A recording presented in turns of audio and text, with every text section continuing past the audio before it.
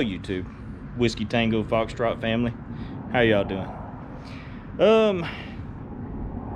Welcome to another episode of Whiskey Tango Foxtrot Garage.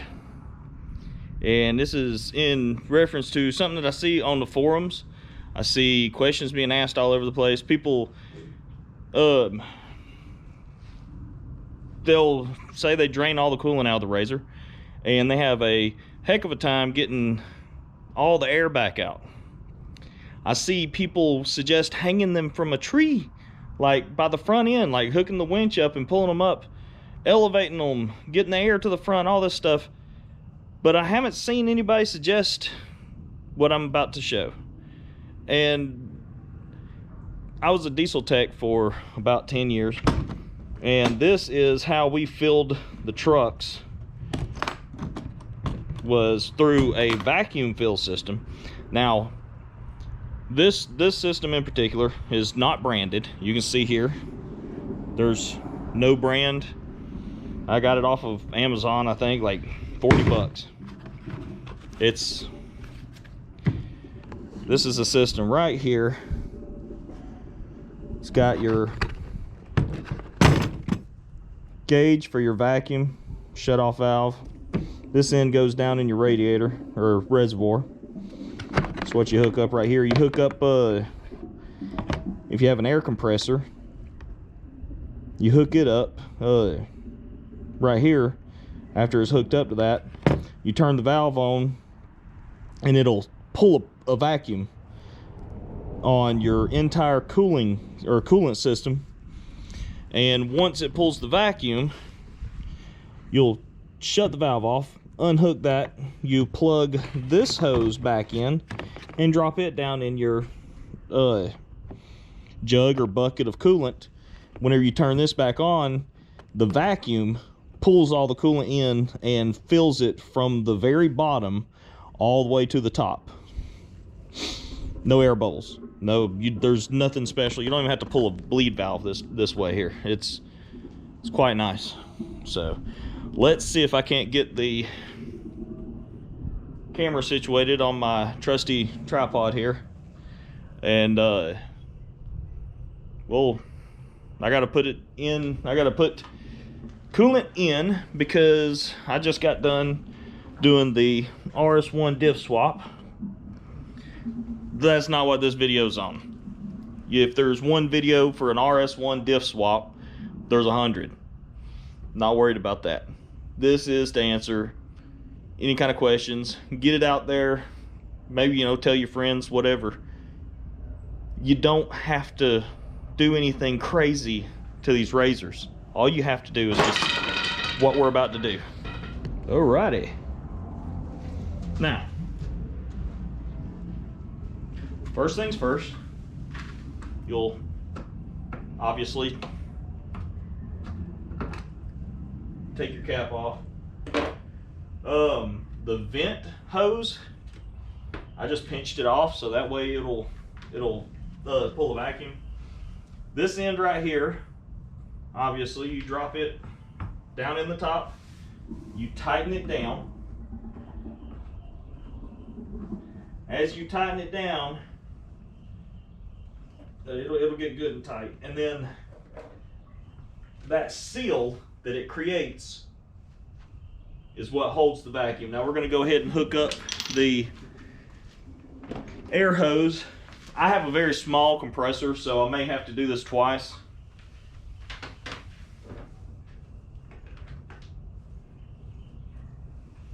That is one thing about the vacuum, the Venturi vacuum style fillers. They are very happy having air. So let's plug it in. As you can see, I don't know if you can see it doing it. Compressor's fixing to kick on, but you can see it pulling the vacuum.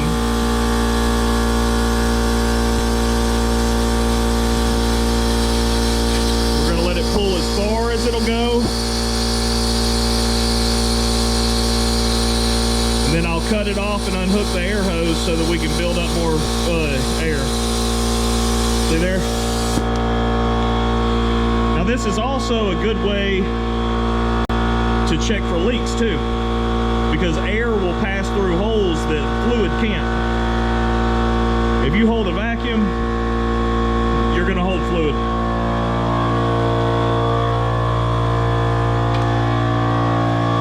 Bring you back over here.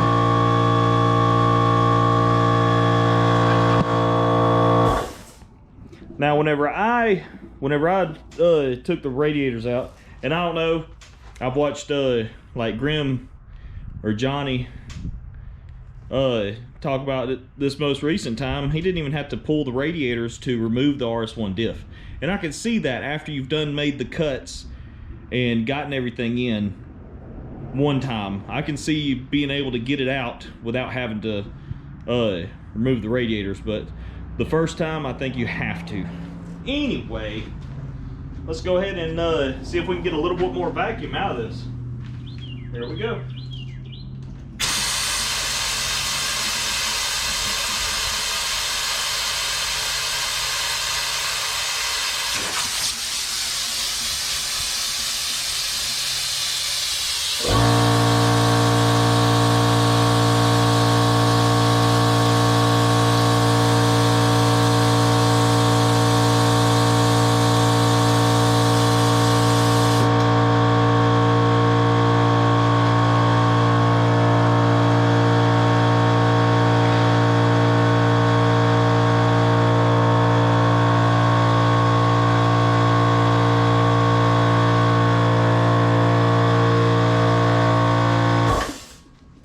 There we go. Okay, it don't look like it's gonna pull any more vacuum.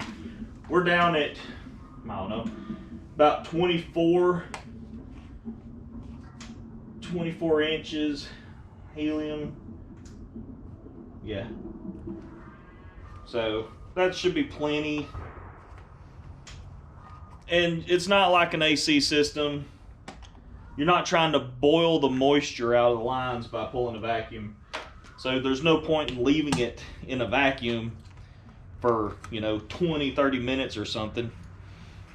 If anything, you're just going to cause fluid loss through, let's see here. Get the other hose. And this hose should hook straight into the same end.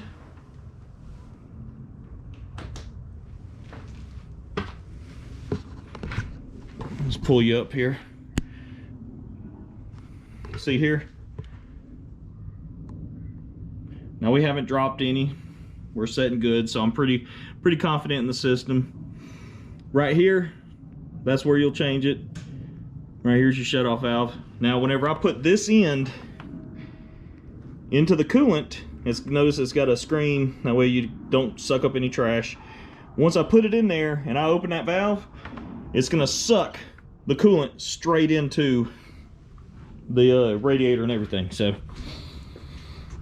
bear with me here. There we go. That way. Now I haven't done a dry run of this yet, so this will be my first attempt with this kit. So just give me just a minute. All right, now this, like I said, this is my first attempt with this kit. Haven't used it yet. We haven't dropped anything.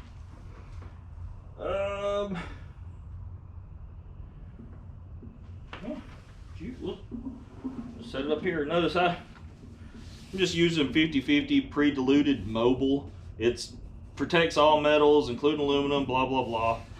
A lot of people have a specific coolant that they want to use, and that's cool. I don't.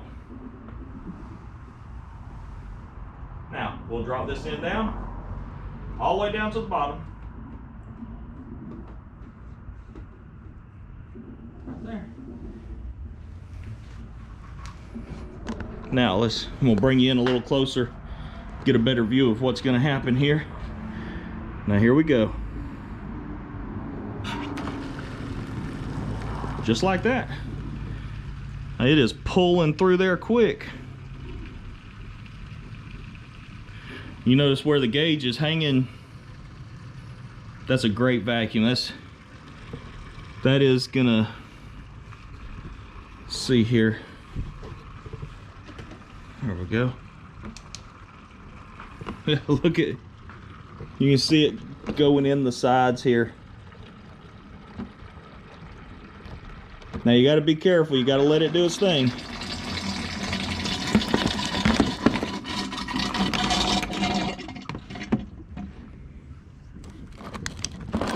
Look at where it filled it to. Look at that. Right there at the full mark. So for anybody that has a hard time or is having a hard time getting the air pocket or air bubble out of the coolant system. Now granted, I only removed the radiators and I immediately tied the lines back up so they remained full going back to the engine. And it is elevated because I've been having to doing the RS1 diff swap. Well, Turbo S, Pro XP, RS1, they all have the same diff, whatever. Anyway, oh, like I said, we're not doing a video on that one. There's no point. I may do a video on some Zebros arched 2-inch forward A-arms. If y'all have hung with me all the way until now, let me know in the comments if you'd like those reviews. And there's some things that I don't like on the A-arms. The A-arms are built great, chromoly, made in the USA. They're nice, but there's some downfalls, and I'd love to do a video on that. But let me know in the comments. Let me know if that's something y'all'd like to see. Thank you for watching, and yeah, y'all have a good evening.